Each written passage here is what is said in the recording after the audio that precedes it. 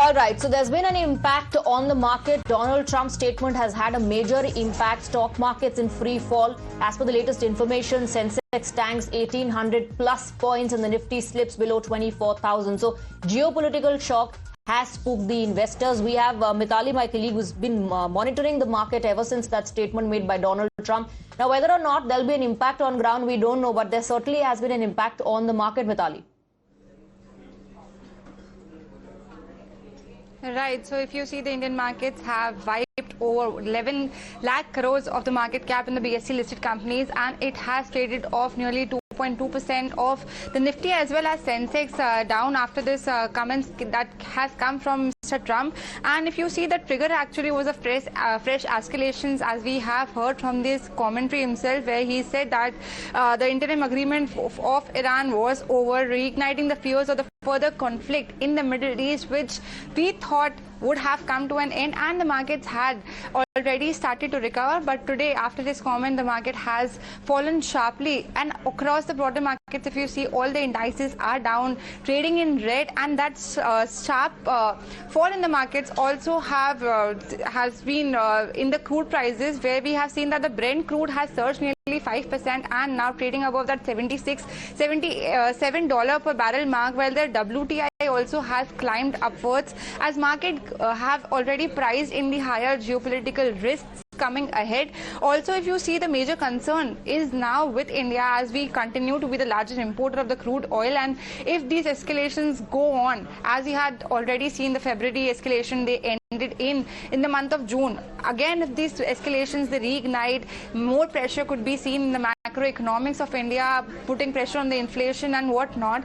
So yeah, on the basis of all those risks, all those geopolitical risks, the market is reacting sharply as soon as those comments were out from Donald Trump. But Mithali, can you also tell our viewers and especially those who invest in the market, which factors to look out for that will help determine whether this can stabilize or will there be a further decline, a further downside? Right, so if you see, tomorrow is the Sensex expiry, so markets will be closely watching as to what Donald Trump has to say throughout the day. If there are any comments, or obviously that crude, that particular mark will be an important insight to watch for, and how the US markets will be reacting based on these comments. But as of now, if you see, following the Sensex expiry tomorrow, there might be volatility, and also the VIX, if you see, it is up 29% already. So tomorrow the expiry plus the Donald Trump's comments might ignite again this sharp fall, and we'll have to obviously watch for what is he saying and how these escalations are reacted by Iran itself. Absolutely. Thank you very much, Mithali, for getting us the details. And that's not just the only fallout of Donald Trump's statement. We have more breaking inputs coming in on the broadcast. Brent crude prices have soared 6%, and Brent is trading around $78 per barrel. That's the big breaking input that we're getting for you. We just told you how the markets are reacting. Now, there's been an increase in the Brent crude price as well. It has soared 6%. Let's go across to Hina. She's getting us more details. These breaking inputs, the impact that we are witnessing tells you just how volatile the entire situation is. That's right. In fact, since morning only, there was a bit of nervousness among investors, not just in India, but across the world. There were concerns, especially within the oil importing countries like India and other countries in Asia, because following the strikes, the crude oil prices had started rising. Ever since Trump made this statement, this big declaration that ceasefire is over, truce is over, and the kind of words he really used for Iranians, these have spooked the markets even further. Now, Brent crude prices have gone up sharply. As we speak, Swati, Brent price have surged over 5.5%. They are hovering somewhere around $78 per barrel. So they are flirting with that level of 6.5% jump that we are seeing at this point in time. And this is clearly not a good news for an oil importing country like India. And because of these renewed tensions that we are seeing between US and Iran, markets are quite jittery as well. And this is how the markets are looking at this point in time. Sensex, just see the moment Trump made that big announcement, how sharply the markets fell. And it's a complete sea of red out here as far as Sensex is concerned. There are stocks that are in red across all sectors because nobody really knows what is going to happen next. So this set of uncertainty that has now entered into the market,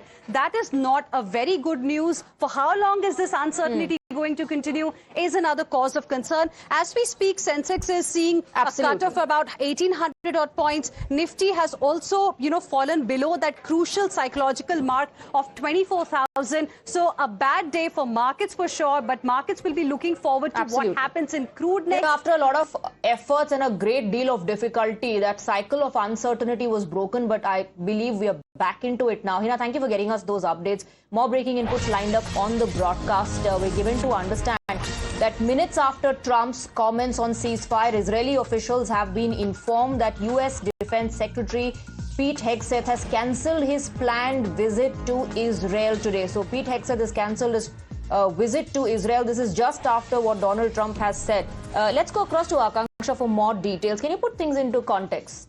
Absolutely. And Swati, this is in fact an indication that US could very well be back to pounding Iran as it was prior to that June MOU which had been struck in Switzerland. And so the indications are certainly not looking up.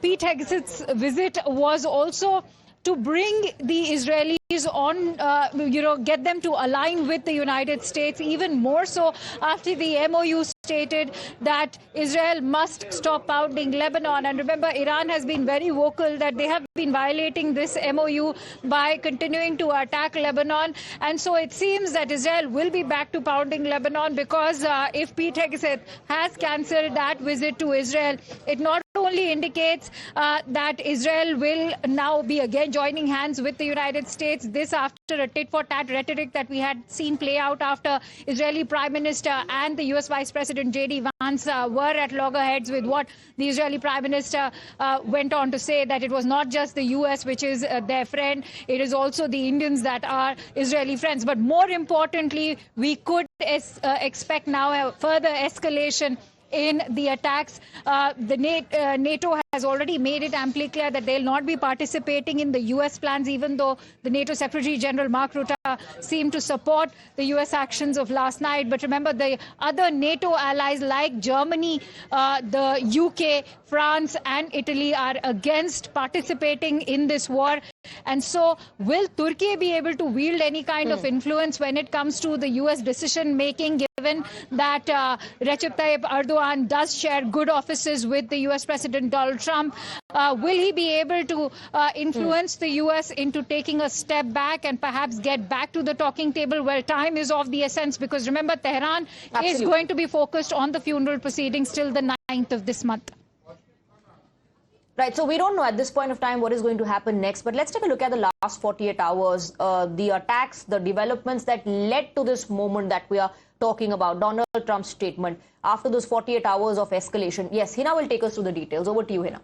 That's right. So let's tell our viewers a little bit about what all has really happened over the last 48 hours specifically. 6th of July, Swati, a tanker hit near Lima in Oman. And then there was massive fire that broke out on board. And these are the visuals also that we've got for you at this point in time. Then let's tell you what happened after that, because the kind of developments that have taken place, they have renewed tensions between US and Iran. 7th of July, Qatari LNG tanker was struck by a drone. Now, this is another very significant, escalation that's being seen as far as this particular case is concerned. Let's shift to the next page now.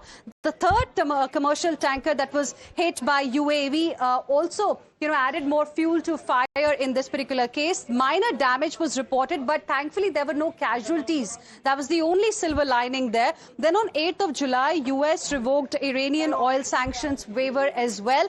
Then on 8th of July, again, US launched retaliatory strikes on Iran, and that's when things completely went out of control. Air defense as well as missiles were targeted, and drones were also launched. Drone launch sites were also targeted.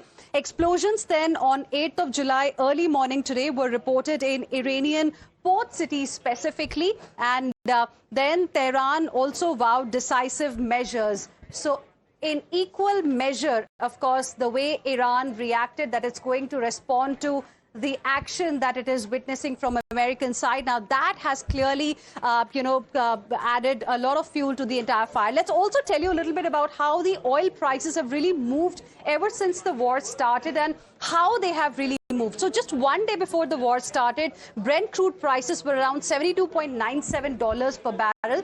Things were absolutely fine. Then from 28th February onwards, things started changing. Then when we had these fears that this disruption is going to continue for some more time, the Brent crude price went up to $99 per barrel. When Israel attacked South Pars gas field, that's when Brent crossed $107.66 per barrel. And this happened in March. Then Trump told allies that they should figure out their own oil needs. America is not going to really help them. That's when Brent prices escalated further to $118 per barrel.